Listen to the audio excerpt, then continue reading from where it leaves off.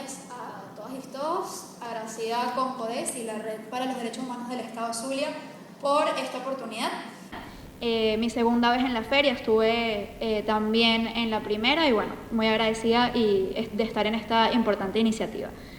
Durante mi presentación vamos a abordar un poco, hacer un paneo por algunas de las formas que actualmente estamos viviendo en Venezuela de control, miedo y discriminación, donde vivimos en una crisis de derechos humanos por el quiebre de la institucionalidad democrática que ha derivado en una emergencia humanitaria compleja donde tenemos graves afectaciones a los derechos humanos, tanto en salud, educación, como en los derechos civiles y políticos y los demás derechos económicos, sociales y culturales. Es importante partir de la base de que, aunque hay muchas medidas que el Estado o este Estado autoritario ha tomado, pues en los últimos 3 años hemos vivido bajo un estado de excepción y emergencia económica, de forma generalizada en todo el territorio nacional, pero que no empezó allí. Empezó en el año 2015 con estados fronterizos que estaban en estado de excepción y a partir de allí se empezaron a implementar mediante decreto una serie de medidas autoritarias y restrictivas. Sin embargo, a partir del primer decreto establecido en el año 2016, pues el Estado empezó a tener una serie de facultades ilimitadas que han llevado a que la población se vea gravemente afectada debido al control y la discriminación que existe actualmente en Venezuela, donde durante 3 años la excepción se ha convertido en la regla a través de más de 16 decretos de estado de excepción y emergencia económica, donde las medidas, lejos de contribuir a abordar y a solucionar la problemática, pues la han empeorado y la población se ha visto gravemente afectada. Tenemos que han sido tomadas medidas económicas, sociales y políticas que han vulnerado de forma grave los derechos humanos. Adicionalmente, se ha implementado un modelo de represión a la ciudadanía para causar temor, para que no manifiesten. A través del estado de excepción se han implementado 2 programas principales, como es el Plan Zamora 200 y actualmente las redes de articulación y acción social, las RAS, que son planes de control y que contribuyen a la extensión de la militarización en Venezuela, que han causado que la gente se vea reprimida, se vea limitada y no puedan ejercer de forma plena sus derechos. En conclusión, el estado de excepción se ha constituido como una licencia ilimitada para brindar poderes al Ejecutivo y así tener más control e implementar medidas autoritarias para consolidarse en el poder. Entre las medidas que podemos ver a través del estado de excepción que causan violación a derechos humanos, tenemos usurpación a los poderes públicos, por ejemplo, de la Asamblea Nacional, y actualmente la falta de Contraloría de otros poderes, porque el más reciente decreto dice que incluso en algunas materias el Estado podrá prescindir de la autorización de la Asamblea Nacional y del Tribunal Supremo de Justicia para implementar una serie de medidas. También tenemos la imposición del control social ya de forma establecida en este último decreto, donde se establece ya el uso del carné de la patria como un requisito incluso para acceder a distintos beneficios sociales. Se ha extendido la militarización, como les decía, con el Plan Zamora, los CLAP, vemos cada vez más militarizada la seguridad ciudadana. Y bueno, también se ha intentado limitar la cooperación internacional de organizaciones de la sociedad civil, de organizaciones políticas, todo esto bajo una tesis del enemigo interno conocida como la tesis de la doctrina de la seguridad nacional, que era implementada en las dictaduras del Cono Sur. Okay. En el marco de este decreto y con las distintas medidas que han sido tomadas, hemos visto cómo la perversión del Estado ha ido creciendo en materia de discriminación. Desde el Centro de Derechos Humanos de la Universidad Católica Andrés Bello hemos documentado cómo desde el año 2003 el Estado ha implementado una serie de medidas para controlar, coaccionar y segregar a la población. Tenemos lo que se conoció como la lista Tascón, no sé si ustedes lo conocen todos, pero en el referéndum revocatorio del año 2002, el diputado Luis Tascón emitió una lista a través de la cual hasta el día de hoy personas siguen siendo discriminadas. Y hemos visto cómo ha evolucionado el patrón de discriminación. Antes esta lista era implementada para limitar el acceso al trabajo a funcionarios públicos que eran despedidos. Esta lista luego evolucionó a lo que se conoció como la lista Maíz Santa, la cual ya no se enfocaba únicamente en el tema laboral, sino que permitía saber cuáles programas sociales la gente estaba inscrita y se podía coaccionar a estas personas, principalmente en relación al ejercicio de sus derechos civiles y políticos. Pero lo que tenemos hoy en día con el Carnet de la Patria es el perfeccionamiento de estas dos listas, la lista Tascón y la lista Maíz Santa, que nos ha llevado a que, ya no solo se vean afectados los derechos políticos, sino que personas se vean limitadas a acceder a la seguridad social, a la educación, a la salud, a la vivienda, a la alimentación, al trabajo, en virtud de un carnet que desde el momento de su origen, desde el momento que tenemos que la gente tiene que registrarse en él, se hacen una serie de preguntas para limitar, para coaccionar, para infundir miedo a la población, y lo que busca este instrumento es manipular, es controlar y tratar de que la población se vea segregada y así consolidar el sistema de represión. Adicionalmente, otras dos medidas que han sido tomadas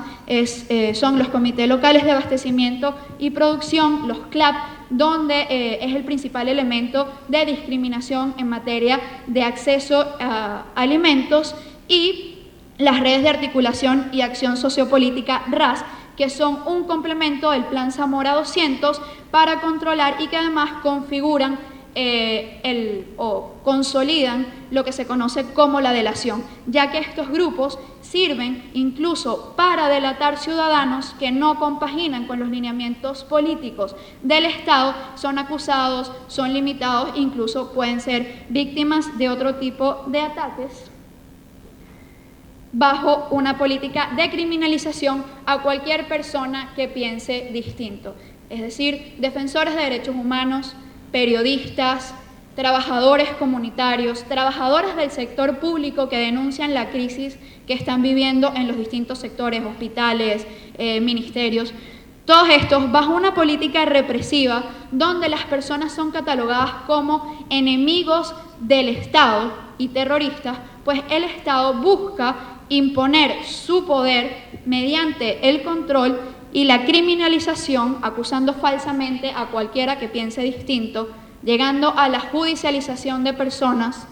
la estigmatización, la intimidación, la represalia. Esto es sumamente grave porque cada vez más son los ciudadanos que se ven reprimidos, que se ven coaccionados frente a unas políticas autoritarias y represivas del Estado, por lo cual es importante seguir denunciando y haciendo frente a esta situación. Tenemos también una práctica que hemos documentado de forma reciente, que ha sido el aumento de la desaparición forzada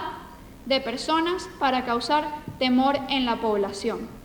Muchos de nosotros conocemos la desaparición clásica como aquella situación que se configura cuando una persona es sustraída del amparo de la ley y su paradero es negado por las fuerzas de seguridad o por cualquier autoridad o civil que actúe bajo el consentimiento o aquiescencia del Estado. En eso podríamos estar bastante claros, una desaparición clásica. Sin embargo, desde el Centro de Derechos Humanos hemos documentado cómo desde el año 2013, específicamente con mayor énfasis 2014 y 2017, la práctica de desaparición forzada ha aumentado, pero no de la forma clásica, como les explicaba ahora, sino aquellas desapariciones que nosotros denominamos como desapariciones de corta duración. Es decir, las personas son detenidas de forma arbitraria y los funcionarios de seguridad pueden incluso hasta por meses negar el paradero de esta persona. Es importante tener en cuenta que la desaparición forzada no se configura porque pasemos un periodo mediano o largo de tiempo sin que se pueda saber el paradero de una persona. Naciones Unidas en el año 2016 estableció que sin importar el lapso, cualquier persona que sea detenida y se niegue su paradero sin importar sea 1 hora, 2 horas, 3 meses, se considera desaparición forzada, lo cual es sumamente grave porque la desaparición forzada conlleva a otra serie de violaciones de derechos humanos como afectaciones al derecho a la vida, seguridad y libertad personal, debido proceso, tortura, tratos crueles, inhumanos o degradantes, e incluso afecta la libertad de expresión y opinión debido a la opacidad que esta práctica significa. Entonces, es importante tener en cuenta que hemos documentado 3 tipos específicos de desapariciones. Las desapariciones de corta duración, que son las que les comentaba ahora, una persona es detenida de forma arbitraria, los organismos de seguridad o los civiles armados que actúan bajo el amparo del Plan Zamora niegan el paradero de la persona, incomunican a la persona, no permiten acceso a abogados. Adicionalmente, tenemos las desapariciones forzadas ocurridas durante traslados posteriores a la detención, lo cual es sumamente grave porque hace años se implementaba una cuestión que se llamaba la ley de fuga, donde las personas podían ser incluso víctimas de ejecución debido a que una vez que eran trasladadas, una vez que estaban detenidas, eran trasladadas y bajo la excusa de que podían fugarse, y en ese ámbito, mientras eran trasladadas sin que sus abogados supieran, pues sufrían violaciones a la vida, eran víctimas de tortura, entre otras cosas. En los últimos años hemos documentado varios casos de ese estilo, sobre todo con dirigentes políticos que han sido detenidos. Una vez detenidos son trasladados sin informar a sus abogados a otros centros de detención y por periodos de varios días, incluso semanas, se desconoce el paradero de estas personas. Y finalmente tenemos las desapariciones clásicas, que son las desapariciones de larga duración, lo cual también ha incrementado desde el año 2013 y en el marco de las OLP, pues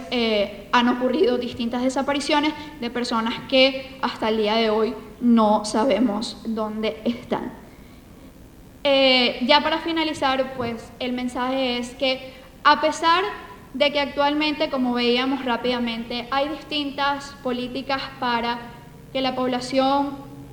no actúe, no siga exigiendo sus derechos, el Estado cada vez es más represivo, implementa planes contrarios a los derechos humanos, pues más que nunca es cuando tenemos que seguir trabajando, seguir tomando acciones y